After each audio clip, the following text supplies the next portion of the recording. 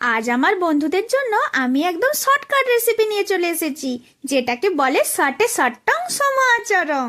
আসলে রোজ রোজ একঘেয়েমি রাত ভাত ডাল পোস্ত বানাতে খুব বিরক্ত লাগে। একবার মনে হয় না সব রাত কিছুকে একসঙ্গে কেটে চাপিয়ে দিই।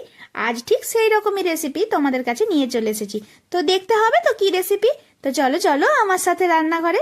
আগেই দেখলে কিছু সবজি কেটে রেখেছি, তার মধ্যে পটল, আলু, পেঁয়াজ, টমেটো, কাঁচা লঙ্কা। আর এখানে কিছু মাছ নিয়ে নিয়েছি, মাছটাকেও একটু নুন হলুদ মাখিয়ে রেখে দিচ্ছি। তারপর কড়াই তেল দিয়ে দেব, দিয়ে মাছগুলোকে এপিটোপিট লাল লাল করে ভেজে নেব। আসলে সব সময় তো আর মন যায় না তিনটে চারটা করে পদ বানাতে, কোনো দিন মন যায় যে একটা পদে সেরে ফেলবো সমস্ত কিছুর ঝক্কি ঝামেলা। ঠিক সেই রকমই এক রেসিপি। যেদিন রান্না করতে মন যাবে না, শর্টকাট কিছু করতে মন যাবে, সেদিন এই রান্নাটা কিন্তু ট্রাই করবে, ভীষণ ভালো লাগবে, কথা দিলাম। দেখো মাছ ভেজে নেওয়ার পরে যে তেলটা ছিল বেঁচে, ওই তেলটার উপরে প্রথমে পটলটাকে নুন আর হলুদ দিয়ে হালকা 1 মিনিট নেড়ে নিলাম। তারপর কেটে রাখা আলুগুলো তুলে দিলাম। আলু পটল বেশ যখন লাল লাল করে ভাজা হয়ে যাবে, মানে জাস্ট 3 মিনিট, 3 মিনিট কি 4 মিনিট ঢাকা দিয়ে দিয়ে ভেজে নিবে। যখন পটলটা একটু নরম হয়ে আসবে, তখন কেটে রাখা পেঁয়াজ, টমেটো আর কাঁচা লঙ্কা ওটাকেও দিয়ে দিবে। দিয়ে 5 থেকে 7 মিনিট আবার ঢেকে রেখে দিবে, তাহলে আলু আর পটলটা গলে যাবে। যখন আলু পটল সেদ্ধ হয়ে যাবে, তখন এক টুকরো আদা কুড়ে দিয়ে দিবে, চাইলে বেটেও দিতে পারো। ওই যে বলেছি ভালো লাগছে না রান্না করতে, তাই কুড়েই দিয়ে দিলাম। তারপর হাফ চামচ জিরে গুঁড়ো আর হাফ চামচ ধনে গুঁড়ো, হাফ চামচ লঙ্কা গুঁড়ো দিয়ে ভালো করে কষিয়ে নেব। বেশ ভালো করে একটু কষিয়ে নেব।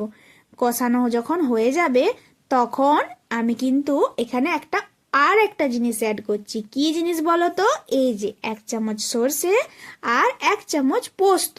সাদা সর্ষে, কালো সর্ষে নয়, সাদা সর্ষে আর পোস্তটাকে বেশ মিহি করে বেটে নিয়ে কষা হয়ে যাওয়ার পরে ঢেলে দিতে হবে। আর সর্ষে পোস্তটা দেওয়ার পরে কিন্তু বেশি কষাকষি করার দরকার নেই, কারণ সর্ষে থাকবে তো, বেশি কষতে গেলে আবার তিতা হয়ে যাবে, তাই রিস্ক নিয়ে লাভ নেই।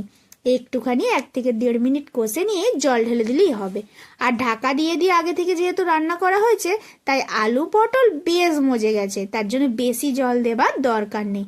অল্প পরিমাণ জল দিবে, মাখো মাখো জল দিয়ে মাছগুলো তুলে দিয়ে আর একটু স্বাদের জন্য হালকা একটু চিনি দিলেই হবে। আর যদি কারো চাও যে দেবো না, তো দিতে না পারো, কিন্তু একটা স্বাদের ব্যালেন্সের জন্য দিলে ভালো হয়। দিয়ে একটুখানি মানে 5 মিনিটের মতো জাস্ট ঢেকে রেখে দিতে হবে, কারণ আগে থেকেই আলু সেদ্ধ হয়ে আছে। তাই যখন সেদ্ধ হয়ে যাবে 5-10 মিনিট পরে, তখন কিন্তু কিছুটা পরিমাণ আলু গেলে দিবে। সব আলুকে কিন্তু ম্যাশ করার দরকার নেই, কিছুটা পরিমাণ ম্যাশ করে দিলে তরকারিটা কিন্তু বেশ মাখো মাখো হয় শেষ পর্যন্ত। তোমরা দেখতে পেয়েছো কেমন হয়েছে। এবার বলো শর্টকাট রান্না আমার কেমন লাগলো।